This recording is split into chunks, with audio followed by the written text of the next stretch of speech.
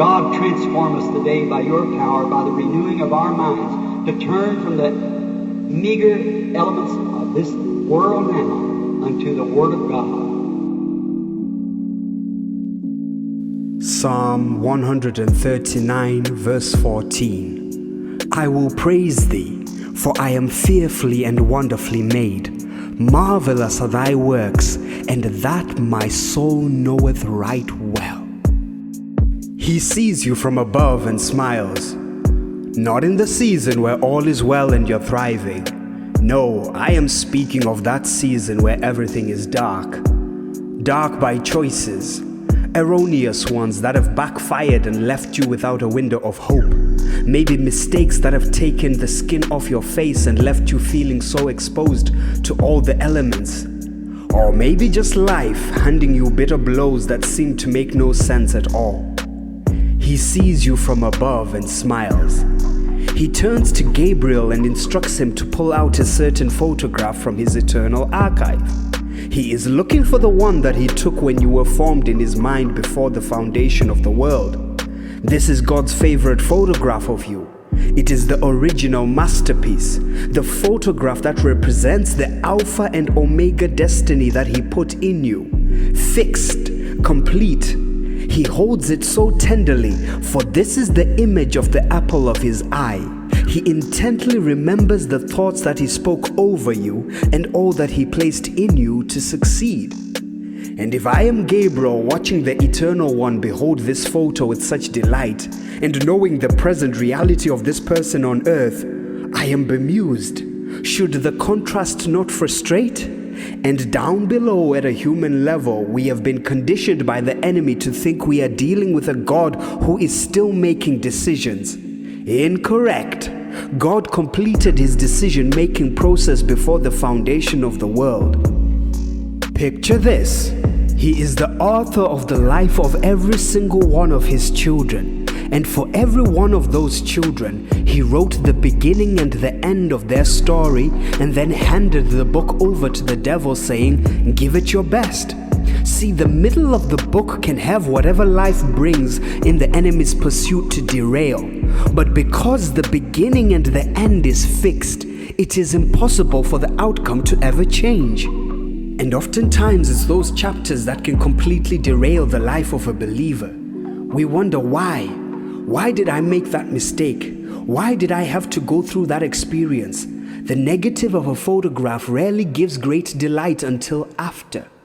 Imagine if God held the negative and he was waving it furiously to behold the desired positive.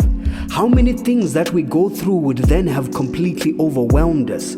Our anchor is the positive, taken before the foundation of the world, taken when you were conceived in God's mind, not in your mother's womb. This revelation is beholden to Jeremiah, whom, as the word of the Lord comes to him, is clearly told by God that before I formed you, I knew you. Knew you, meaning to have knowledge or clear and certain perception. God was telling Jeremiah that even before you were born, I was certain of you. What an assurance of God's foundational confidence in you. Note this, there is a difference between people who know what you did and the God who knows who you are. A photograph speaking 1,000 words, meaning the noise of everything we go through in our human lives is inconsequential.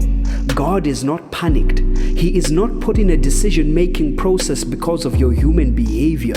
Those who are his, he foreknew. To every trial there must be a testimony. For every mistake the same amount of grace. See, because he decided.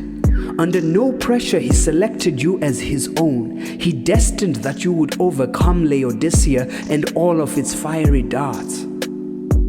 Take this confidence. You worship a God who is certain of you.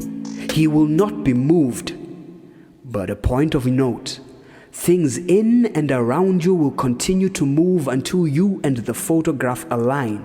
Sometimes in broken bones and bitter lessons, sometimes in unforeseen trials and challenging hurdles. Don't give up. It's all part of the journey. Not deciding, decided. And he evidenced it. Can God lose his mind? Impossible. Whatever he conceives in his mind becomes a spoken reality. So it's okay. Right now you're not the very image. Maybe you're right now far from the person God destined you to be. That has not shifted God into an adjustment. It is you that will be made to adjust until you reflect his original photograph. No matter what has been, to the elect it will be okay.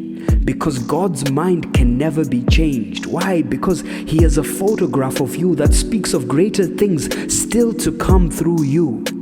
I tell you, it's a beautiful photograph. In it, God sees all your victories and success, the happiest moments you're going to experience on earth, and the reunion you're going to have in heaven. He is sure of that. So you need to be more sure of God than of your present troubles.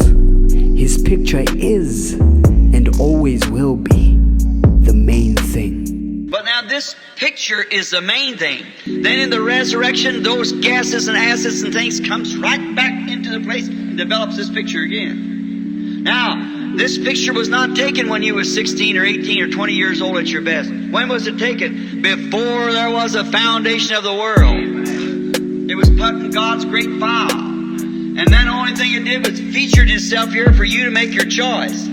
See? Then you become a servant of God, him foreknowing it. Makes him a redeemer as we've been through it. Then that picture is absolutely, this is the negative. The negative part of life is where you're living now. And anything, if there is a negative, there's got to be a positive before there can be a negative. Therefore, if this is a negative, there's got to be a positive somewhere. And this ain't the real thing. This is only a foreshadow of the real thing that is to come. Now you got it?